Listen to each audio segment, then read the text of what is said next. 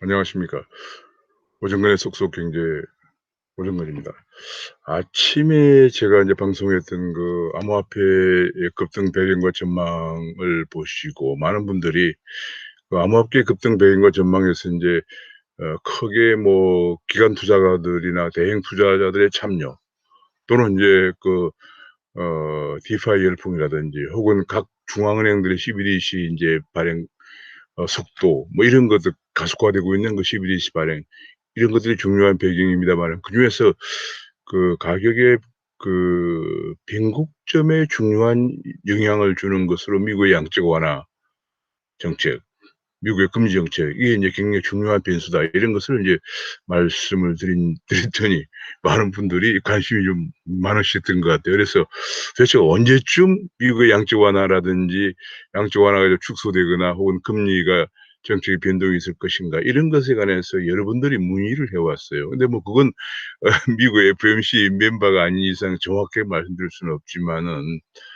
제가 나름대로 미국의 인제 여러 가지 그 자료를 보면서 그냥 뭐 완전한 건 아니지만은 대략 한번 또 미국의 그 FOMC의 정책이 그 양적 완화를 언제 축소할 것이며 미국의 제로 금리는 언제쯤 바뀔 것인가 하는 그런 것을 한번 전망을 한번 해 보았습니다. 경제라는 것이 지금 이제 더구나 코로나도 있고 해서 코로나도 언제 진정될 것인가 하는 것이 중요한 문제고 해서 정확하게 우리가 맞추기는 힘들지만은 대략 지금까지 나와 있는 지표들 가지고 한번 같이 공부해 본다는 차원에서 제가 한번 뭐 자료를 한번 올려 보도록 하겠습니다. 올리고 말씀을 드리도록 하겠습니다. 그러면 인제 미국의 인제 보시는 바와 같이 미국의 양적 완화 축소를 테이퍼링이라고 합니다. 테이퍼링을 언제 할 것인가. 또는 인제 제로 금리 정책은 또 언제쯤 또 언제 할 것인가. 또 제로 금리 정책이 언제 어 바뀔 것인가. 이런 것들이 지금 중요한 이슈가 되겠습니다. 우리가 이제 보시는 바와 마찬가지로 여기 인제 양적 완화는 지금 2020년 3 월에 재개해 가지고 지금 미국의 보는 통화가 5조 원 정도 5조 달러 정도 풀리고 있습니다. 어마어마한 돈이 지금 풀리고 있고요. 5조 달러가 약간 넘는 수준이고요. 제로 금리는 지금 현재 계속 제로 금리 정책이 계속이 되고 있습니다. 이것이 언제까지 계속될 것인가 하는 것은 미국의 경제 지표를 봐야 됩니다. 뭐 저도 한국은행에 근무했지만 통화 정책이라고 하는 것은 결과적으로 실물 경제가 가장 중요하죠. 실물 경제를 인제 통화 정책 목표를 달성하는 것은 각 나라 중앙은행마다 다른데 예를 들면 한국은행은 물가 안정 목표제라는 걸 채택하고 있기 때문에 물가 안정 목표 2.0 달성이 목표입니다만 미국은 약간 다릅니다. 미국은 인제 통화 정책이 한국은행과 달리 완전 고용과 물가 안정 이 두 가지를 목표로 하고 있습니다. 최근에 뭐 한국에서도 인제 한국은행에도 완전 고용이 중요하다고 그래서 하는 법 바꿔야 한다는 그런 여론도 좀 나오고 있습니다마는 어쨌든 한국은행은 지금 현재 물가 안정 목표제 를 가지고 물가 안정과 금융 안정 두 가지를 목표로 하고 있습니다마는 현재 미국은 연준의 그 목표가 완전 고용과 물가 안정 두 가지를 하고 있습니다. 그래서 인제 그러려면 이제 이것이 언제쯤 양적 완화가 종료가 되는 혹은 축소나 종료 테이퍼링이 될 것인가 또는 그 제로 금리 정책이 바뀔 것인가 이런 것은 인제 미국의 실물 경제를 봐야만 됩니다. 그래서 보면은 인제 미국 실물 경제가 지표를 한번 보면은 이 성장률이 지난 2020년에 마이너스 3.5%를 기록했습니다. 코로나가 오면서 2 분기 성장률이 마이너스 31까 1.4%. 이거는 미국은 언제나 전기비 연율로 계산합니다. 한국은 전기비만 하는데 그래서 이걸 단순히 한국하고 비교하면 안 됩니다. 미국은 전기비 연율로 계산을 합니다. 그리고 인제 기저효과 때문에 3 분기에 33.4% 올라갔습니다마는 4 분기는 4.0으로 인제 주저앉았습니다. 그래서 연간으로는 마이너스 3.5%를 기록을 했습니다. 그러니까 성장률이 여전히 낮다는 얘기고요. 그다음에 그게 성장률이 좀 미국의 성장률이 특이한 것이 2020년에 마이너스 3%를 기록했는데 개인 소비도 인제 부진하고 민간 투자도 부진한데 주택 투자가 5.9% 증가했습니다. 요게 인제 주택 투자가 특히 인제 뭐 3 분기는 2 분기에 마이너스에 대한 기저 효과가 있다고 보여집니다마는 4 분기는 33.5%나 증가했습니다. 이게 미국은 제가 그다음에 인제 수출도 마이너스. 그러니까 미국은 단지 정부 지출은 1.1% 밖에 기여도 증가하지 않았습니다. 그러니까 미국은 좀 다른 것이 우리하고 다른 것이 우리는 정부 지출을 많이 하고 주택은 그냥 공급을 억제해 가지고 주택 경기를 마이너스로 가도록 그렇게 하는 데 비해서 미국은 정부 지출은 작은 정부를 지향하기 때문에 1.2% 증가하지 않고 심지어 4 분기도 마이너스 1.2% 예요 정부는. 근데 인제 수출은 주택 부문이 엄청난 플러스 폭을 기록했습니다. 미국은 이거 이번이 처음이 아니고 2008년 글로벌 금융 위기 때 2009 년부터 경기를 회복시키기 위한데 역시 주택 부문을 많이 활용을 합니다. 민간 주택들을 활용합니다. 역시 우리하고는 다른 점이다 이렇게 볼 수가 있습니다. 뭐 거기는 이제 경제 정책을 보는 관점이 미국과 우리가 다르다. 우리는 주택은 이건 무조건 집값이 떨어져야 된다는 생각을 갖고 있는데 그게 상당히 문제가 많습니다. 건설 부분에 인제 경기도 어 마이너스로 침체하게 되고 그것도 엄청난 우리나라가 60-70만 명의 건설 부분에 인력이 고용되어 있는데 침체되면 그 사람들이 다 일자리를 잃게 되는 문제가 있고요. 또 주택을 마련하면 빌린 돈들이 또 갚지 못해서 하우스 푸어가 되거나 은행 부실이 증가합니다. 그래서 미국은 그런 논리를 잘 알기 때문에 주택 부분 경기 부진인데 부양시켜 가지고 대출도 갚게 해서 지금 미국은 가계대출이 큰 문제가 없는 상황입니다. 제가 한번 그 부분 나중에 한번 다뤄보겠습니다만 어쨌거나 미국은 지금 그런 특징을 보이고 있고요. 그래서 제가 보니까 주택은 거의 4 분기 이후에는 주택 판매도 호조를 보이고 있고 허가나 착공도 호조를 보이고 있는 상황입니다. 그뿐이 아니라 주택 가격도 인제 그렇게 되니까 가격도 지금 현재 기존 주택이나 신규 주택 모두 지금 가격도 4 분기 정도는 회복이 되고 있는 그런 상황이고요. 하반기 들어서 회복되고 있고 요거는 인제 S&P 주택 가격 지수도 거의 하반기 들어서 올라가고 가고 있고 또 전월 대비 상승률을 보더라도 올라가고 있습니다. 요런 것들이 인제 경기를 지탱시켜 주고 있는 상황입니다. 그리고 인제 그러다 보니까 실업률도 엄청 떨어졌습니다. 실업률이 지금 현재 1월 달에 실업률이 지금 6.3%를 기록했거든요. 예상은 6.7%인데 그보다 낮은 6.3%를 기록했습니다, 실업률은. 금년 중에 고용이 회복될 것이다. 고용 회복이 계속될 것이다. 그런 전망들이 나오고 있는 상황입니다. 미국은 인제 코로나도 백신 접종이 상당히 빨리 좀 진행이 되고 있어서 하반기 정도에는 거의 집단 면역이 금년 중반 정도에 집단 면역이 될 것이 아니냐 이런 분석이 나오고 있는 상황입니다. 물가 상승률은 반면에 인제 미국은 인제 여러 가지 물가가 있는데 그중에서 PCE 물가가 굉장히 중요합니다. 중앙은행은 PCE 물가를 기준으로 하는데 PC는 인제 Personal Consumption Expenditure라고 그래서 개인 소비 지출입니다. 개인 소비 지출 물가를 중시하는데 이 개인 소비 지출 물가가 보면은 현재 1.3% 정도를 기록하고 있습니다. 그러니깐 개인 소비 지출 물가가 통화 정책의 물가 안정 목표로서는 2.0 인데 2.0 인데 현재 1.3을 기록하고 있습니다. 그래서 미국의 연준에서 통화 정책의 장기 목표라는 게 있습니다. 요걸 갖다가 인제 2012 년에 채택을 했는데 2021년 금년 1월 달에 다시 한번 재확인을 한 건데요. 맥시멈 고용 안정을 달성한다 하는 겁니다.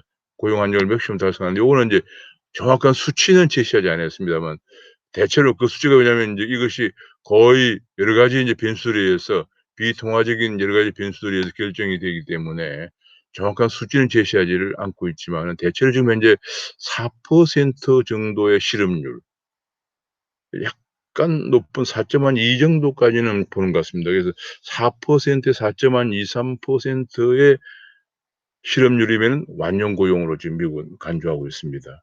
그다음에 인제 인플레이션이 인제 장기적으로 2% 아까 얘기한 PCE 2% as measured by annual change in the price index for personal consumption expenditure PCE 물가로 2%가 되면은 완전 통화 정책의 목표를 달성한다 이렇게 보여집니다. 사실 이게 통화 정책의 목표 물가 2%와 PCE 물가 2%와 개인 소비층 물가의 2% 완전 고용 상태인 실업률 4%가 서로 매치되느냐 또 그런 문제도 있습니다마는 저도 한국은행에 근무했습니다만 가장 중요한 문제가 중앙은행의 제일 중요한 문제가 한국은행도 물가 안정 목표를 2%로 한 이유가 소비자 물가 한국은 소비자 물가 2.0인데 2.0이 완전 고용을 달성할 수 있는 수준인가에 대해서 많은 실증 분석을 거쳐서 대부분 나옵니다. 그래서 항상 "그 정도면 완전 고용이 될 거다." 이렇게 실증 분석 결과가 나왔습니다. 미국은 PCE 물가로 개인 소비자 물가로 2%면은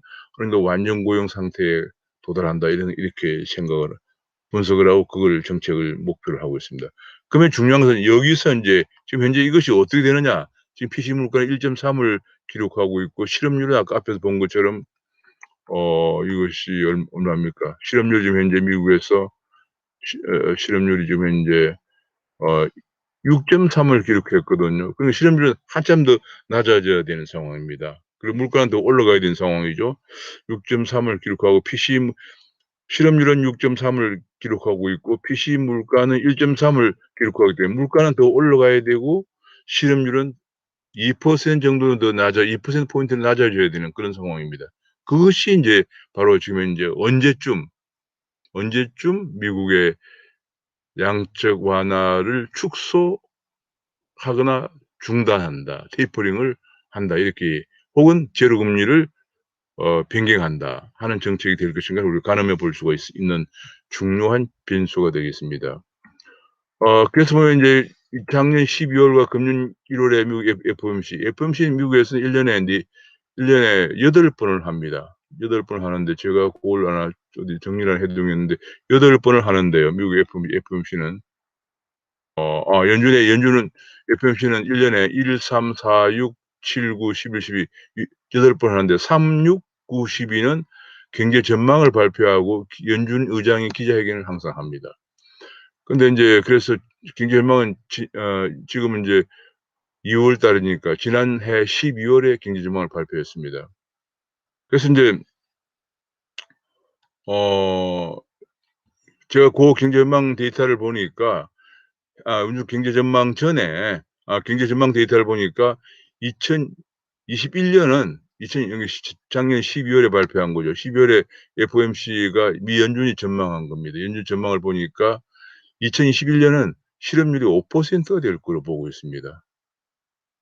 그리고 PC 물가 상승률은 1.8%가 될 거다 이렇게 보고 있습니다. 그러면은 2021 년은 물가 상승률은 어느 정도 목표치에 도달하는데 실업률은 아직도 더 낮아져야 되는 상황입니다. 그리고 또 한 가지 연준에서 중요한 얘기를 했는데 여기서 무슨 얘기를 했냐면은 물가는 인플레이션율이 2%로 상승한 후에 상당 기간 완만하게 2%를 상회하는 궤도에 도달할 때까지 완화적 통화 정책 기조를 유지를 하겠다라고 발표했습니다. 그러니깐 아주 완전 고용에 더 역점을 두고요. 실업 물가 상승률이 PCE 물가 상승률이 2%를 다소 높아지는 그런 궤도에 도달할 때까지 상당 기간 동안 2% 한 번 도달하면 안 되고 2%가 상 2%가 도달해서 상당 기간 완만하게 그걸 어느 정도 상회하는 궤도에 도달할 때까지 완화적 통화 정책 기조를 유지하겠다라고 2010 작년 12월 FOMC, 금년 1월 FOMC에서 그런 게 발표를 했습니다. 그리고 인제 자산 매입 기간 양적 완화 문제 요거는 이제 자산 매입 좀 구체적으로 자산 매입 기간을 종전에는 향후 수개월 했는데 그렇게 하지 않고 좀 더 구체적으로 연준의 목표인 완전 고용과 물가 안정을 달성을 위한 중대한 진전이 있을 때까지 자산 매입을 하는데 그 자산 매입을 구체적으로 수치를 정했습니다. 종전에는 최소한 현재 속도로 했는데 지금은 구체적으로 작년 12 월부터는 매월 최소 국채 800억 달러와 MBS 주택 저당 채권 400억 달러를 매입한다 했습니다. 한 달에 그러니까 1,200억 달러씩 계속 매입해 나간다는 얘기죠. 보는 통화를 계속 증가시킨다는 얘기인데 바로 이 MBS가 중요한데 MBS는 주택 저당 채권이거든요. 왜 국채만 매입하지 않느냐. 바로 주택 시장을 활성화시키기 위해서 그렇습니다. 미국은 언제나 이게 주택을 굉장히 중요하게 생각하는데요. 중앙은행이 주택 저당 채권을 매입해서 주택 경기를 활성화시킴으로써 경기가 경기 위축을 방지하고요. 실업 발생을 방지하고 그다음에 민간인들이 빌린 돈을 갚을 수 있게끔 하고 왜냐면 미국은 대부분의 주택들이 80% 정도 모기를 쓰고 있기 장기 모기를 쓰고 있기 때문에 집값이 하락하면 큰 문제가 발생합니다. 그래서 여기 본 것처럼 그래서 주택 정책 여기 본 것처럼 집값이 지금 이런 거 지금 집값이 인제 전년 동기 대비 떨어졌잖아요. 이렇게 되면 미국은 큰 문제가 생겨요. 장기 모기를 갚지 못하고 또 민간인들이 그래서 금융 부실이 되고 민간인들이 소비도 위축되고 그래서 2008년 같은 경우도 그렇게 되면 대공황이 올 수 대침체가 오니까 빨리 주택 경기를 부양시킵니다. 그래서 그러기 위해서 미 연준이 여기 보신 것처럼 주택 저당 채권을 매달 400억 달러씩 매입합니다. 이게 인식 자체가 한국과는 완전히 다른 거예요. 한국은 그냥 어 자산 가진 사람 무조건 그냥 대기업이나 또 개인도 자산을 가진 사람 무조건 공적 비슷하게 생각해 하고 그러다 보니까 경기가 자꾸 주저앉는 거예요. 집을 가진 사람은 사실상은 청년계층이 계층 때는 지금 집을 가진 사람 대개 노장년들이거든요. 노장년도 그 노장년도 청년 때는 집이 없었어요. 저도 마찬가지고요. 그렇게 해서 인제 오랫도록 한 30년 40년 저 직장 생활하면 저축해서 집 한 채 마련하고 있는 거죠. 그것이 현재 계속 문제되고 세금을 부과하고 하기 때문에 노장년들도 노인 빈곤이 되고 소비가 안 되는 미국은 그런 생각을 전혀 하지 않습니다. 제가 나중에 한번 고 따로 한번 보여 드리려고 그러는데요. 그래서 미국은 이렇게 주택 경기를 부양시키기 위해서 언제나 매달 400억 달러 MBS 주택 저당 채권을 매입합니다. 그렇게 해서 경기를 부양시키고 있다. 앞에 제가 본 것처럼 그렇게 하고 있습니다. 어 그래서 그래서 인제 FOMC가 일단은 전망을 그렇게 합니다. 그래서 상당 기간 동안 이게 2%를 상회하는 물가 상승률이 궤도에 올 때까지 완화 정책을 한다 했거든요. 그 완화 정책 구체적으로 매월 국채 800억 달러와 MBS 400억 달러 매입한다 얘기했습니다. 그러면은 이런 기조화에서 본다 그러면은 현재 이게 FOMC가 작년 12 월에 전망 이번 3월 달에도 전망을 하겠습니다마는 전망한 거 보면은 2021년 중에는 도저히 그 목표를 달성할 수가 없습니다. 물가 상승률로 본다면 2023 년에 가서 2.0이 되거든요. 그래서 어 제롬 파월 연준 의장이 "2023 년까지는 제로 금리는 유지하겠다."라고 얘기했던 이유가 이걸 근거로 얘기하고 있는 거예요. 근데 경기가 좀 더 빨리 인제 회복이 되면 2022 년에 1.9%가 2.0이 될 수도 있죠. 매년 4번 경제 전망을 바꿉니다. 그래서 우리가 항상 경제 전망을 봐야 됩니다. 저도 인제 이 방송을 통해서 제가 미국 FOMC는 거의 FOMC가 개최되는 날은 한국 시간으로 새벽이에요. 새벽 4 시쯤 개최되는데 제가 항상 새벽 4 시에 일어나서 그걸 모니터링하고 있습니다. 저도 앞으로도 인제 미국 FOMC 경제 전망을 제가 항상 그 경제 전망과 발표문 스테이트먼트라고 하는데 그걸 제가 항상 모니터링을 해서 소개해 드리려고 하고 있습니다. 이게 굉장히 지금 중요하기 때문에 우리나라 주식시장도 그렇고 우리나라 통화 정책도 그렇고 아까 아침에 살펴본 암호화폐 시장에도 그렇고 굉장히 중요하기 때문에 제가 에 매번 이렇게 1 년에 8번 열는 FOMC 결과를 제가 상세히 분석해 소개해 드리려고 합니다. 그래서 아무튼 그 전망을 보면은 그러나 실업률은 내년이면은 4.2%로 떨어져서 실업률은 내년이면 완연무용 상태에 간다고 봅니다. 며칠 전에 미국의 옐렌 재무장관도 그 얘기를 했습니다. 현재 1조 9천억 달러에 달하는 경기 부양안을 상원이 통과시켜 주기만 하면 상원이 인제 어 민주공화가 50대 50 이거든요. 상당히 애매한데 물론 상원 의장은 부총리입니다마는 그러나 부통령입니다마는 그러나 상당히 안심할 수 없죠. 그래서 계속 옐렌 전 연준 의장이고 현재 재무장관은 "그것만 통과시켜 주면 내년에는 완연무용 상태를 달성할 수 있다."라고 수차례 언급을 했습니다. 그래서 여러 가지 주목이 되는 상황인데요.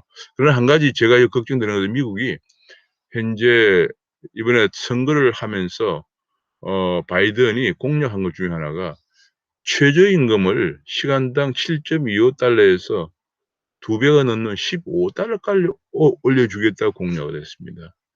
우리나라도 겪었지만은 한꺼번에 최저임금이 2 배가 올라가면은 물론 뭐 앞으로 임기가 4 년이니까 쪼끔 점진적으로 올라갈 수도 있겠지만은 미국에 엄청난 실업자가 양산되고 미국의 의회 예산국에서 분석하기를 바이든의 공약대로 하면은 미국에 140만 명의 실업자가 나올 것이다라고 얘기했기 때문에 그것이 또 하나의 변수가 되겠습니다. 실업 변수가 되겠습니다.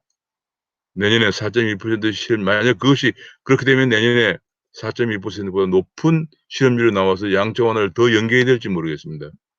그러나 현재로서는 이제 현재로서는 미국 FOMC가 작년 11월 전망하기를 내년에는 실업률 4.2% 그게 대체로 미국의 완전 고용으로 보기 때문에 아마 내년 정도에는 양적 완화 테이퍼링이 시작될 가능성도 있다고 저는 봅니다. 그러나 아까도 조금 전에 제가 말씀드린 것처럼 미국의 최저임금을 어떻게 할 것인지 그런 것도 인제 좀 봐야 되고요. 그래서 인제 매년 3 월, 6, 9, 12에 경제 전망을 발표한다는 제가 반드시 그 경제 전망을 소개해 드리는 시간을 갖도록 하겠습니다. 그래서 현재 전망으로 볼 때는 2021년 금년 중에는 최소한 요걸 보면은 연준의 완전 고용 목표도 미달하고 또 PCE 상승률도 연준의 목표에 미달하는 그런 상황이기 때문에 금년 중에 양적 완화를 축소하거나 금리를 올리거나 할 가능성은 상당히 적지 않겠느냐는 게 제 분석이고요. 그러면 인제 그에 따라서 우리가 여러 가지 인제 뭐 주식 시장이라든지 혹은 암호화폐 시장이라든지 이런 것들을 우리가 보면 되겠습니다. 물론 이제 제가 말씀드린 이것이 전부가 아니고 그 대형 투자자 혹은 대형 투자 기관들 참여 혹은 인제 디파이 열풍 이런 것들이 인제 중요한 기반이 되지만은 큰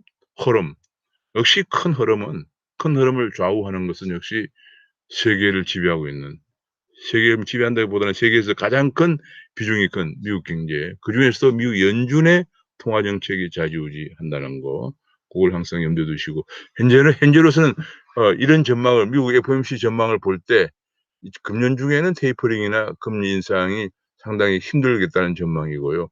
그러나 또 인제 계속 3 월달 전망을 또 보고 6 월달 전망도 봐야 되니까 경제 상황이 바뀌면은 언제나 제가 소개를 해 드리도록 약속을 드리겠습니다. 오늘은 아까 여러분들이 이걸 그러면 도대체 언제 바뀌느냐 그런 얘기가 하도 문의가 많아서 제가 간단하게 그걸 소개를 드렸습니다. 여기서 마치겠습니다. 감사합니다.